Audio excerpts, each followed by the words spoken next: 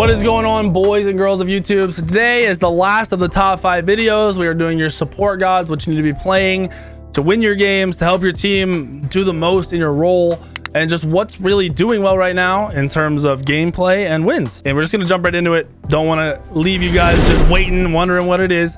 Number 5 on our list is going to be Sobek. Really simple god. You've got a 1 for setting up your team. You have a 2 for peeling for yourself or your teammates. Peeling is keeping gods away from your teammates. It knocks back, does damage, solid. And then you have a 3 which reduces healing, so you're good against anybody who heals, and does damage and heals yourself. And then you have an ultimate which makes you take less damage. You slow people that are on top of your ultimate. You do a lot of damage, and you're CC immune. It also gives you mana back. Kit is simple, super straightforward. The god is good because in lane you've got a little bit of clear, you've got a little bit of setup, you've got a little bit of peel. It's a little bit of everything, and it's not hard to land the abilities. So on Sobek, ideally you're going to level the 3 so you have that clear online right away, and also the sustain. It is the same amount of damage at level 1 as your 2, and it scales up a little bit slower, but same amount of damage at level 1 as your 2, but it has a little bit of scaling, but you don't have a lot of power at that point. So get the 3 right away.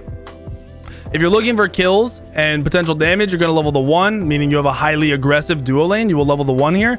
A lot of the time you won't have that, so just level the 2, then level the 1, so you have the peel, you have damage, you have clear in lane, and you have the setup on the 1. I like to have the sustain you get out of the 3. You get more healing as you level it up, as you can see here on the tooltip. So I like having the 3 just to sustain for yourself. Level that 3, plus you do a lot of damage, man. You really do. As a guardian like Sobek, where people don't want to target you, you do a lot of damage. I then level the 2 because the 1 doesn't get a reduction on cooldown.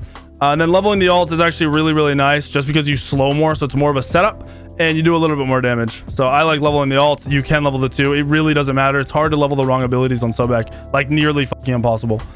So there's the leveling guide for Sobek. In lane, like I said, focus on clearing for your first couple waves. Once you get to level 3, start looking for aggressive plays while clearing and after clearing. You can use your 2 to knock back, and then 1 right off of that. That way you'll never miss a 1. You 2, they're in the air, you pluck them out of the air, you can't miss. Super simple, very easy god to play. Number 5 on our list.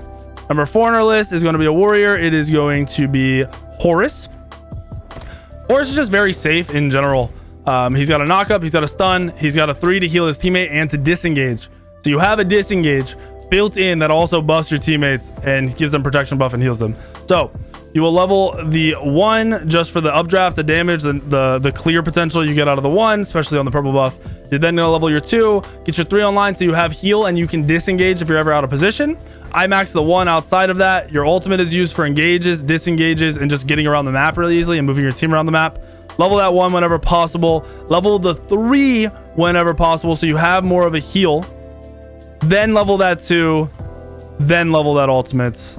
Your ultimate is really, like, you get a cool big shield off of it, which is dope, but you do not use your ultimate as much as you do on other gods that have this kind of ultimate. Like a Thor or a Thanatos or a Ratatoskr. The ultimate gets to be, even on Thor you don't level the ultimate, but it gets to be pretty core and used a lot. You do not use your ult as much on Horus as you do your other 3 abilities. There's your leveling guide for Horus. Number 3 on our list, we jump back over to the Guardians, and it's Khepri. Khepri's playstyle is just super basic, and you know it. Your clear is really good because of how good your 2 is. It gives you protection debuff, it does damage, gives you damage mitigation. So it's a really good ability for aggression, for clear, and for defensive. So your 2 is just going to be awesome all around. Start with the 2.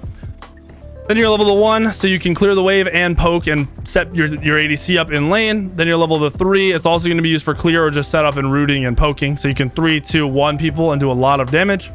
I like to personally level the 2 for all the buffs and debuffs it gives. It's an amazing fucking ability.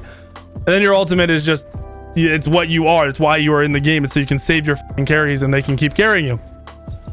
Leveling the 1 gives you protections. Leveling the 3 gives you root duration. I like to level the 1 outside of this, and then you want to have your ult leveled up as much as possible because your person you're reviving has more health, and then the movement speed they get from the ability while running around. So 2 ultimate, 1 3.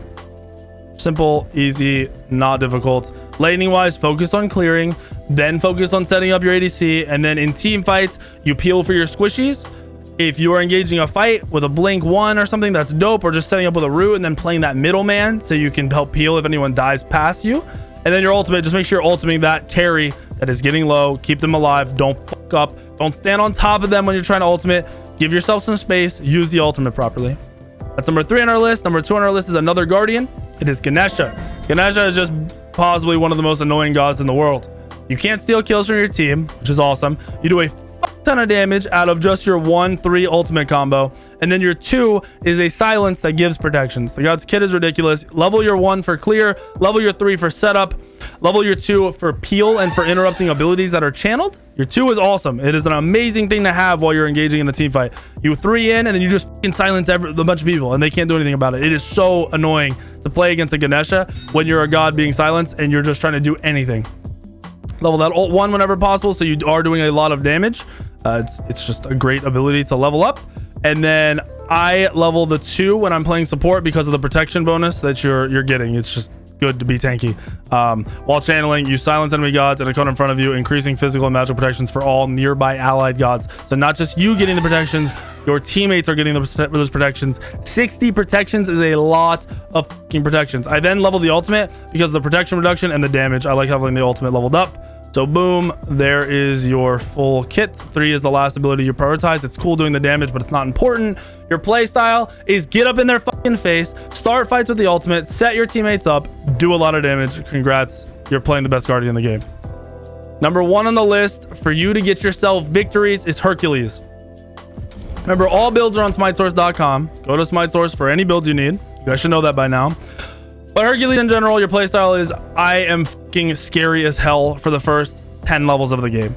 Your base damage is so goddamn high that you can solo people. Your abilities hit so fucking hard that there's nothing that people can do against it. You have a lot of CC in setup, and then you have a heal for yourself. So if people even decide to do damage to you, you can be like, yeah, fuck you, I'm gonna heal it back. So level the 1, level the 2 for setup, level the 3 for the heals, level the 1 for the damage, because that's what you're trying to do for those early levels. Up to level 7, you want to max that bitch out and do as much damage as possible. Level the 3 for the sustain, 1 ultimate, 3 ultimate, 3. Then start leveling your 2. And really, you're just running at the team, trying to hit pluck combos. So you 2 them, then 1 them into your team. You kill people. You're just a setup god that does a lot of damage. Even if you're by yourself, you can just stun people into a wall and start auto attacking them. And most gods will never out trade you if you're doing that on a support Hercules in the early game. There's just not a lot you can do to a Hercules who's building and playing correctly right now in the game until you get him behind. He has to fall behind. Honorable mentions. Gods, you're probably like, what the fuck, weekend? Why don't you play these gods? Yamoja. Still really good, but you need to be mechanically good on her, and she's not a naturally played god. She's a guardian that does damage at range and does abilities at range like a mage. People play her at range instead of frontlining on her, and you suck as supports when you do that. You are terrible fucking players when you play Yamoja and you're not frontlining. It's just you being bad. That's not the god. That's not guardian. That's you being a terrible player. And this isn't one person. This is every person I see play Yamoja at mid to lower levels suck dick at her. They don't land their 1s consistently to set up. Most people cannot hit their stuns at all. It's not that the god is hard to play, but it is a guardian with skill shots, and most people fail at guardians with skill shots. They're just not good supports. You don't see Ares played a lot because people are not good with Ares and positioning. The good thing about Yamoja is late game, even if you're bad, you just ultimate and spam 2, and you've done your job. That's the one good thing about Yamoja, and why I would say she's like a number 6 on the list.